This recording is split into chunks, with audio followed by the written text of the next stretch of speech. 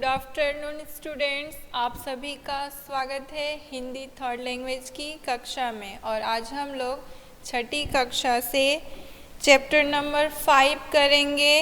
अंग, अह और चंद्र बिंदु वाले शब्द। अंग यानी अनुस्वार, विसर्ग और चंद्र बिंदु वाले शब्द। चंद्र बिंदु यानी अनुनासिक वाले शब्द। क्योंकि हम लोगों ने पिछली कक्षा में हमारा री से औ तक की मात्रा वाले शब्द मैंने ऑफलाइन वीडियो में करवा दिया था, इसलिए हम लोग आज आगे बढ़ेंगे और करेंगे चैप्टर नंबर 5 अनुस्वार, विसर्ग और अनुनासिक वाले शब्द। ठीक है, तो आप सभी पेज नंबर 44 निकाल लीजिए। Page number 44, page number 44। Okay,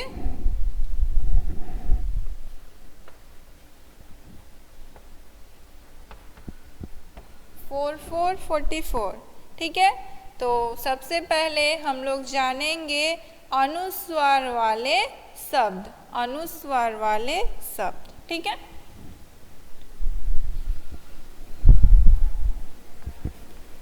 अनुस्वार, अनुस्वार वाले शब्द। और इसकी ध्वनि कैसी होती है? अंग ध्वनि। ठीक है, अंग।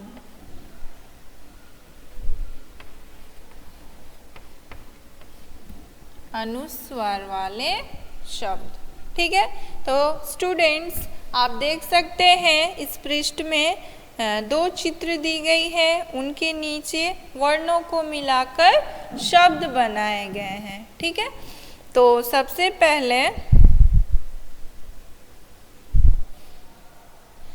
पहले हम लोग देखेंगे तालव्य श, तालव्य श जोड़ अनुस्वार जोड़ ख, वर्णों को मिलाकर शब्द क्या बनेगा? श में अनुस्वार। ठीक है, श में अनुस्वार संग ख, शब्द क्या बना? शंख। ठीक है, नेक्स्ट है प जोड़ अनुस्वार जोड़ ख जोड़ आ की मात्रा। ठीक है, तो वर्णों को मिलाकर शब्द कैसे बने? प में अनुस्वार। ठीक है, प क्या है? व्यंजन वर्ण, इसके साथ हम लोग लगाएंगे अनुस्वार। प में अनुस्वार, फिर उसके बाद है ख, ख के साथ क्या होगा? आ की मात्रा। ख में आ की मात्रा, शब्द क्या बना? पंखा, पंखा। ओके, तो उसी प्रकार है, देखिए झ में अनुस्वार झन, ड में आ की मात्रा डा, झंडा। फिर उसी तरह है ठ में अनुस्वार, ड में आ की मात्रा ठंडा। उसी तरह शब्द बन रहे हैं रंग, चंदा, खंबा, कंगन, जंगल, लंगूर, मंगलवार आदि। उसके बाद देखिए एक कहानी है अनुस्वार से बने शब्दों से। एक कहानी है, देखिए लंगूर मीठे मीठे अंगूर खा रहा है। लंगूर यानी बंदर मीठे मीठे अंगूर खा रहा है। हंस अपने पंख फैलाकर पानी में खड़ा था। रंग बिरंगी तितली फूल पर बैठी थी, तभी मंगल भागा भागा आया। तो यहाँ मंगल कौन है? यहाँ मंगल एक लड़के का नाम है। उनकी तस्वीर बनाकर तरह तरह के रंग भरने लगे। फिर क्या किया उसने? तितलियों की तस्वीर बनाई और उसमें रंग भरने लगे। तो यह था अनुस्वार वाले शब्द। ठीक है, चलिए उसके बाद है नेक्स्ट विसर्ग वाले शब्द। विसर्ग वाले शब्द। ठीक है, अब हम लोग करेंगे विसर्ग वाले शब्द। Page number 45, page number 45।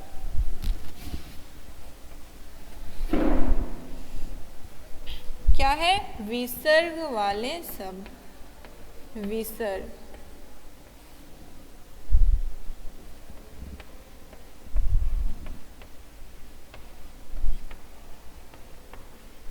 विसर्ग वाले शब्द, जैसे आप चित्र देख सकते हैं, उसमें उसके नीचे वर्णों को मिलाकर शब्द बने हैं, जैसे न, जोड़, म, जोड़, विसर्ग, विसर्ग। ठीक है, इनको मिलाकर शब्द क्या बनेगा? न, न, उसके बाद म है, म लिखेंगे, उसके बाद विसर्ग। ठीक है, विसर्ग देंगे तो इसको उच्चारित कैसे करेंगे? नमः, नमः। ठीक है, विसर्ग को उच्चारित कैसे करते हैं? ह, नमः। ठीक है, उसी तरह है द, जोड़, छोटा ऊ की मात्रा, जोड़, विसर्ग, जोड़, ख। इन सारे वर्णों को मिलाकर शब्द क्या बना? द में छोटा ऊ दू, फिर विसर्ग, ठीक है, फिर ख, दुख, दुख। ठीक है, इस तरह वर्णों को मिलाकर शब्द बनाएंगे। उसी तरह देखिए, उसके बाद है अ, त में विसर्ग, अतः। ठीक है, अथ। फिर उसके बाद है दुख, फिर उसके बाद है फलथ, फिर उसके बाद है सैन्य, सैन्य, फिर उसके बाद है परिणामथ। ठीक है, इस तरह उच्चारित करेंगे। उसके बाद देखिए, पढ़ो और सुनाओ। विसर्ग वाले शब्द से एक कहानी है। सुबह 6 बजे उठो, पुनः पुनः यानी बार बार भूल मत करो, यानी बार बार गलती मत करो। ठीक है, किसी को दुख मत दो, जो कुछ कहना है निसंकोच कहो। फिर उसके बाद है झूठ बोलने का दुस्साहस मत करो, यानी झूठ कभी मत बोलो। कोई भी काम सैन्य सैन्य करने से पूरा हो जाता है, अतः पुनः पुनः कोशिश करो, यानी कि थोड़े थोड़े काम करने से काम पूरे हो जाते हैं, इसलिए बार बार कोशिश करते रहिए। तो यह थे आपके विसर्ग वाले शब्द। सभी को समझ में आया विसर्ग वाले शब्द?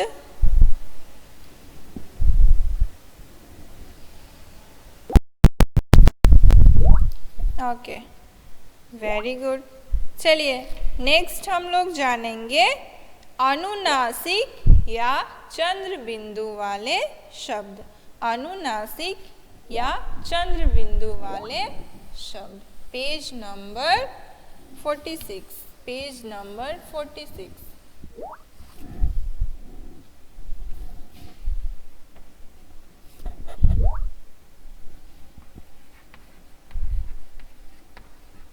अनुनासिक, अनुनासिक जिसे हम लोग चंद्र बिंदु भी कहते हैं, वाले, अनुनासिक वाले शब्द। ठीक है, अनुनासिक क्यों कहा है इसे? क्योंकि इनका उच्चारण नाक के द्वारा होता है। ठीक है, जैसे कि यहाँ आप चित्र देख सकते हैं, चित्र के नीचे देखिए वर्ण कैसे लिखे हैं? बड़ा ऊ जोड़ अनुनासिक या चंद्र बिंदु जोड़ ट। तो इनको मिलाकर शब्द क्या बना? बड़ा ऊ में चंद्र बिंदु, बड़ा ऊ में चंद्र बिंदु, फिर उसके बाद है ट, ऊंट। उच्चारित कैसे करेंगे? ऊंट। ओके, ऊंट। चलिए नेक्स्ट देखिए, अ जोड़ चंद्र बिंदु जोड़ ग जोड़ बड़ा ऊ की मात्रा जोड़ ठ जोड़ बड़ी ई की मात्रा। अब इन वर्णों को शब्द कैसे बनाएंगे? तो देखिए, अ में चंद्र बिंदु, अ में चंद्र बिंदु होगा। फिर ग में बड़ा ऊ की मात्रा गु, फिर उसके बाद ठ में बड़ी की मात्रा ठी, अंगूठी। शब्द क्या बना? अंगूठी। ओके स्टूडेंट्स, अंगूठी। इस तरह से चंद्र बिंदु या अनुनासिक चिन्ह लगाकर हम लोग शब्द बनाएंगे। तो उसके बाद देखिए, उसके नीचे है चंद्र बिंदु वाले शब्द। म में आ की मात्रा चंद्र बिंदु, माँ, माँ। ठीक है। उसके बाद है स में आ की मात्रा चंद्र बिंदु प, सांप। ठीक है, उच्चारित कैसे करेंगे? सांप। फिर है गांव, कहाँ, जहाँ, बूंद, छाव, पाँव, तालिया, बांसुरी, हंसना और आंवला। ठीक है, यह है सारे चंद्र बिंदु वाले शब्द। उसके बाद देखिए, चंद्र बिंदु वाले शब्द से कुछ एक छोटी सी कहानी है, चलिए उसे पढ़ते हैं। मेरी माँ सबसे सुंदर है। ठीक है, मेरी माँ सबसे सुंदर है। हम सब कल अपने गांव चांदपुर जाएंगे। वहाँ भांति भांति के पेड़ हैं। भांति भांति यानी तरह तरह के, बहुत ही प्रकार के पेड़ हैं। वहाँ पर हम सब पेड़ की छाँव में बांसुरी बजाएंगे। हम सब हंसते गाते खूब खेलेंगे और मज़े करेंगे। ठीक है, तो यह थे आपके चंद्र बिंदु वाले शब्द। तो स्टूडेंट्स, आप लोगों को समझ में आया अनुस्वार, विसर्ग और अनुनासिक वाले शब्द।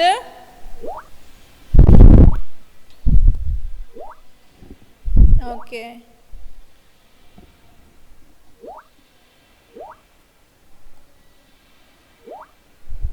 वाह, वेरी गुड। चलिए अब आइए पेज नंबर 47। पेज नंबर 47, यहाँ पर है अनुस्वार, विसर्ग और चंद्र बिंदु वाले शब्द। पहले हैं अनुस्वार, पंख, मंगल और पतंग। और विसर्ग वाले दुख, सैन्य, फलतः। ठीक है, फिर उसके बाद है चंद्र बिंदु वाले शब्द, पाँव, गांव और छाँव। अब उसके बाद है चित्रों को उनके नाम से मिलाओ। यहाँ चित्र दिए गए हैं, नाम दिए गए हैं, नाम को चित्र से मिलाना है। अंगूर, सांप, बांसुरी, पंख और नमक। ठीक है, यह कार्य आप लोग कर लीजिएगा। उसके बाद है अक्षरों को मिलाकर लिखो। तो अक्षरों को मिलाकर कैसे लिखना है मैंने बता दिया था। शब्द पहला बनेगा द में छोटा उ की मात्रा दुख, फिर उसके बाद है पाँव, फिर पाँच, उसके बाद है कंजूस। ठीक है, इस तरह शब्द बनेंगे। तो यह थे आपके अनुस्वार से अनुनासिक वाले शब्द। और इस चैप्टर से आपके एग्जाम्स में क्वेश्चंस आ सकते हैं। ओके स्टूडेंट्स, सभी को समझ में आया?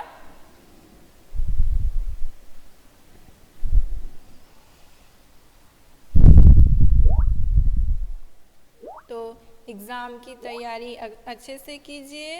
नेक्स्ट वीक आप लोगों का एग्ज़ाम है हिंदी 3rd लैंग्वेज का। Okay,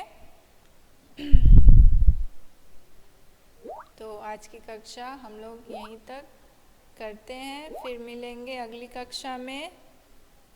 thank you very much all of you. All the best for your exam.